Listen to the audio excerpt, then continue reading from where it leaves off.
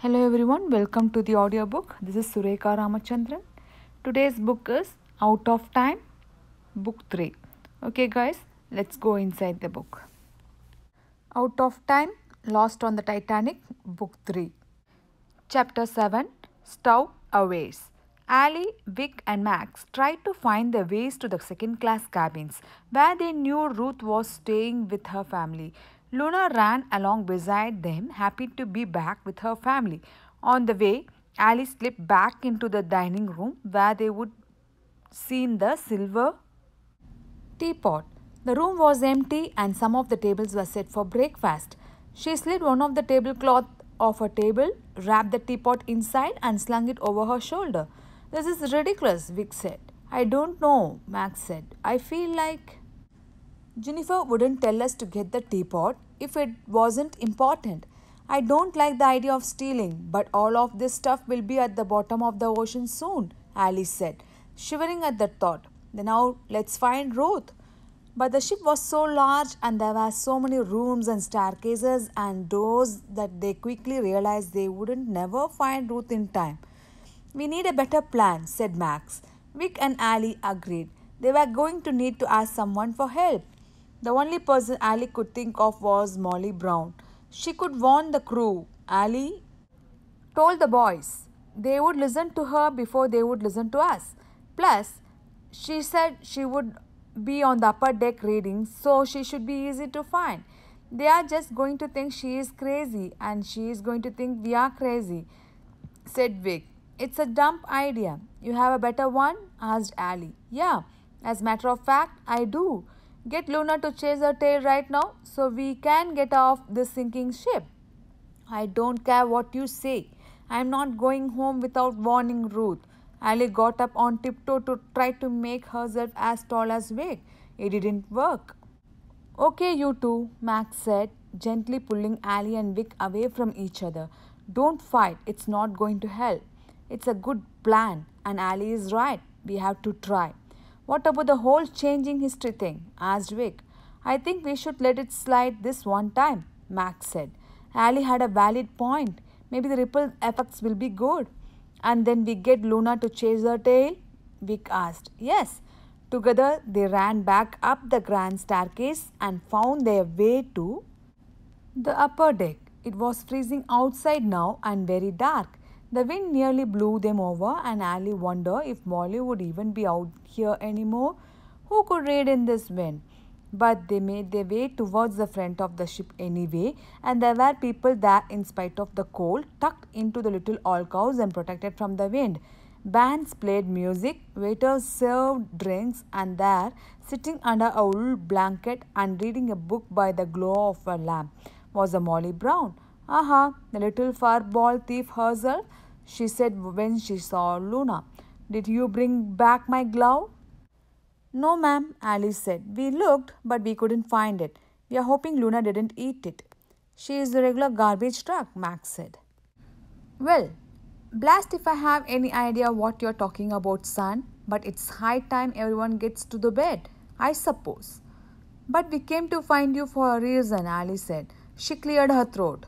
There is something we need to tell you. We know something that you should know, that everyone on the ship should know, and we need your help to tell them. Well, go ahead, child. Don't just stand there letting the words freeze in the air, Molly said. Get to the point. The Titanic's going to sink, Vic blurted out. Molly looked serious for a moment and then her face scrunched up really tight and she laughed and laughed. Don't be ridiculous. Everyone knows the ship is unsinkable. You sure have big imagination. She smiled and tousled Vic's hair. Get yourself back to your cabin before you freeze to the death. Molly gathered up her things and headed inside. The Titanic sink? Oh my star! She chuckled as she went. So much for that idea, said Ali. She looked down at Luna, who was now lying on the ground, panting hard. You okay, girl? Ali asked. Vic, she doesn't look good. Of course, she doesn't. She ate half of the ship today. We have to get her home. Yes, we do. And we have to get us home. Let's sneak into one of the room and try to get Luna to spin, Vic said. Okay. Ali got Luna to stand and they made their way to the grand staircase once more. only to be stopped by the frowning crew member, Officer Lowe. You three again, children are not allowed on the deck after 10, he said. We are going back to our room now, said Vic. And what room is that? Officer Lou crossed his arms. Vic blinked. Tickets? He asked. Vic blinked again. And what's this? Officer Lowe grabbed the bundle slung over Ali's shoulder. No one knew what to say. That's what I thought. Thieves and stowaways, he said, grabbing Vic's sweatshirt hood. You are coming with me to see the master at arms. The who? Vic asked. It's like the police on a ship, Ali whispered. She shivered. This was not good at all. Chapter 8 Iceberg Straight Ahead. The temperature seemed to be dropping by the second, so Ali was relieved when they finally got out of the night air. Ali looked over at Max as they followed behind Officer Lowe and Vic and Luna. She was hoping he would have some kind of plan, but Max only shrugged. They couldn't run and leave Vic, and even if Vic got out of the man's grasp, they still need the teapot. Luna trotted next to them through the corridor but abruptly stopped when they turned a corner. A man in a strange metallic cloak stood in the middle of the passageway. Excuse me, sir, Officer Lowe tipped his hat. Escorting these three to the master at arms. I can't take them from here, the other man said, reaching for Luna's leash. Ali held it tight. And who are you, Officer Lowe? Let go of Vic's hood and eyed the man in the tinfoil cloak suspiciously. Vic took a few steps back. My name is Atlas and I am responsible for these three, four if you count the furry one. No, he is not, Ali blurted out, and you can't have our puppy. Silly girl, Atlas laughed. I don't want the puppy. Officer Lowe's eyebrow pinched together as he tried to make sense of what was going on. I think it best for the master at arms to sort this out, he told Atlas. He tried to get by, but Atlas wouldn't budge. He was a large man and he took up most of the passageway just by standing in it. Plus light reflected off his weird cloak at all kind of angles, making their eyes hurt. Before either of the men could do anything, a massive jolt shook the entire ship, knocking them all to their knees. Everything shook, light flickered on and off, and Officer Lowe dropped the bundle-up teapot. There is that iceberg, Atlas said, right on time. The shaking stopped, but Ali knew the real danger was coming. She reached down and grabbed the bundle teapot. Let's go, she yelled to Vic and Max. They ran as fast as they could back in the direction they had come from, ignoring the shouts of both men behind them. People began pouring into the passageway to see what the commotion was. The crowd was hard to get through, but it helped them hide from Atlas and Officer Lowe. They ducked into a little sitting room and shut the door. Who's that guy? Vic asked. Must be who Jennifer was trying to find, Alice said. Some of the light flickered and the entire ship seems to groan and creak. We would better make Luna spin right now or we really are going to have a swim home, Max said, trying to catch his breath. Luna, come on girl, Alice said in the most cheerful voice she could, even though she did not feel the least bit cheerful. She playfully wagged Luna's tail. Chase it, go get it. Come on, Luna, the boy said, gesturing in circles, around and around. Luna barked and jumped at all the excitement, but she didn't seem to understand what they were trying to get her to do. Vic spun in a circle, Max spun in a circle, Alice scratched Luna's back. See, you have to spin in a circles. The room shuddered. What's it's gonna take to make this dog spin? Vic nearly pulled his hair out. Alice suddenly remembered. She reached into her pocket and pulled out the chunk of bread she would saved. It was squished, but Luna wouldn't care. Ali waved it in front of the puppy's face and led her in circle until finally Luna began to spin around. Faster, Luna, they all shouted. After 5 spins, there was a large flash of light. Just like before, their feet left the ground. When they landed, they were back on the sidewalk in Philadelphia.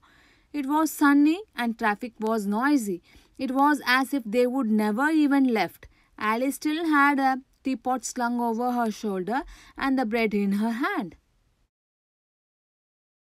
She bent down and hugged Luna. You did it, girl. You saved us, she said as she gave Luna her treat. Vic and Max bent down to pet Luna too. Keeping the bread was really smart, Ali, Vic said. And it's a good thinking you knew so much about the Titanic, Max added. Thanks, Alice smiled. Luna licked Alice's cheek. That was her way of asking, do you have any more bread?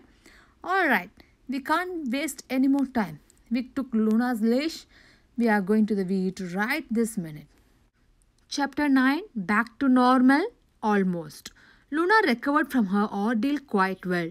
The vet removed the infinity spinner and several other items, and Luna only had to rest for a few days. But her surgery was very expensive, so the tailor had to return the furnace parts and use the money to pay the vet. They were right back where they started with no heat and no customers. Where did you say you found this little purple glowing ball? Their father asked Vic and Ali. He inspected it after the vet returned it to them. It was a pile of things you left for us to clean, Ali said.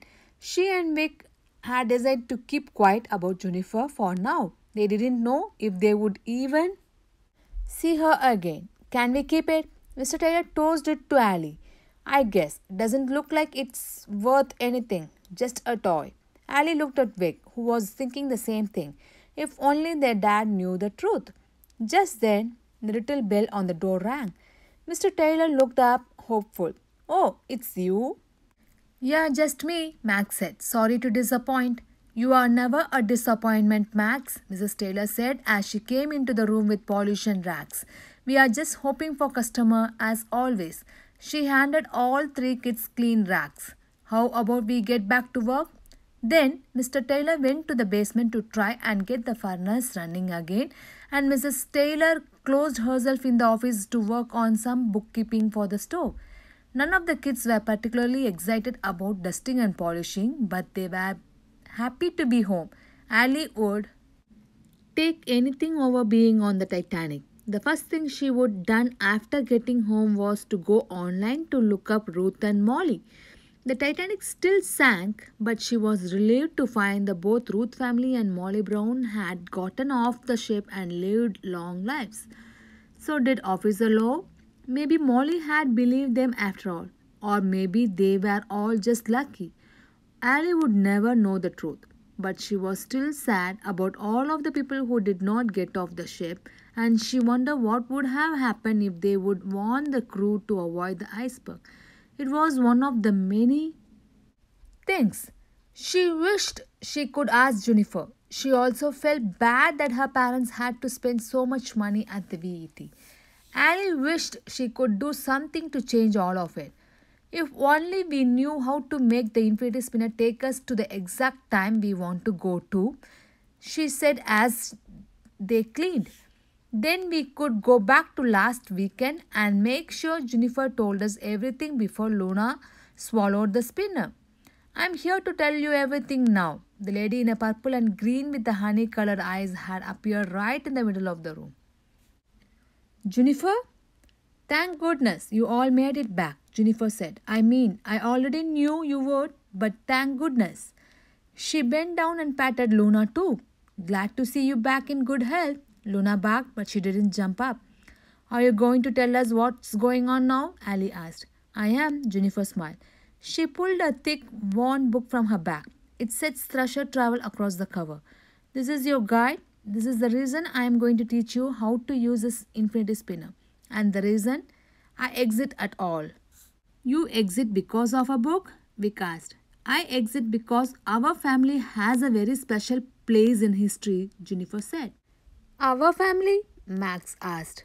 Jennifer smiled and put her hands on Alice and Max's shoulders. Let's just say that in the future we are all related. But what you need to know now is that this book contains all the treasures lost throughout history. Like the little silver teapot you already saved. It's up to you three to find them. Are you saying we are like time thieves? Max asked. Ali didn't like the sound of that. No, nothing like that, Jennifer laughed. Just the opposite. You are treasure travelers. You will locate the artifacts and see that they get safely to their proper homes, such as museums or families they belong to. Who does the teapot belong to? Ali asked. That one belongs to you, Jennifer said. Your parents can use it to pay for your furnace. This is so much. Vic looked overwhelmed as he paged through the book. Don't worry, Jennifer said. I am going to teach you everything you need to know. She took a big breath. The most important thing to learn is how to keep away from Atlas. Oh, Ali gasped. I almost forgot about him. Why did he keep trying to steal Luna? It wasn't Luna he was after. Jennifer said it was the infinity spinner. He has been trying to collect them all since the end of the time. Don't you mean the beginning of time? Max asked. No, the end. The Jennifer reached into her red bag and pulled out 3 more infinity spinners. These are for you. Keep them safe. He wants them for himself, but he doesn't know what you are all capable of. What are we capable of? Ali asked. Oh, you will see, Jennifer winked. We are just getting started. Hi everyone, I hope you guys enjoyed this Out of Time book 1, 2 and 3. We will meet in next audiobook. If you like this audiobook, please click the like button and subscribe it. Thank you.